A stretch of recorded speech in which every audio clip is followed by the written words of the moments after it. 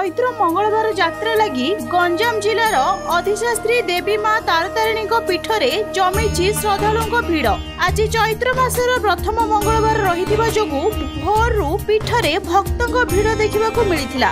बहु दूर दूरांतरु भक्त माने मां को दर्शन करने निमंते मंदिर को छुटी आसीथिले। निजर मनस्कामना पूर्ण हेबा लगी मानसिकधारी माने निज निज पिला मानकर मुंडन करिथिले। तेबे विश्वास रही चैत्र मंगलवार रे शिशु प्रथम मुंडन मां तारतारिणी पीठरे गले शिशु मंगल होइथाय। तेणु पीठरे शिशु मानक मुंडन कर जाइछि। पीठरे 5 रु ऊर्ध्व स्थान रे मुंडन केन्द्र कर जाइछि। मुंडन परे मां को दर्शन करी आशीष नेउछंती श्रद्धालु। सेहिपरि अनेक भक्त 999 पहाच चढ़ी मां को दर्शन करुथिबा बेले आउ किछि भक्त सिटी बस और रोपवे जोगे मां को मंदिर रे पहुंचीथिले। चैत्र यात्रा समय रे मां को दर्शन कले समस्त प्रकार मनस्कामना पूर्ण हुए बोली भक्तों रही अतुट विश्वास।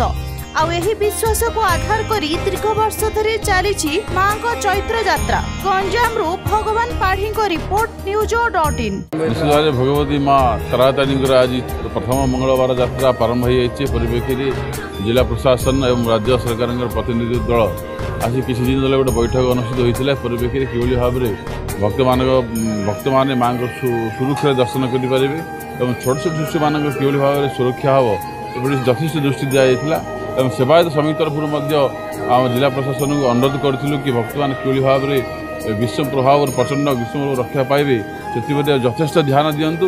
भक्तों छाई पानी व्यवस्था कर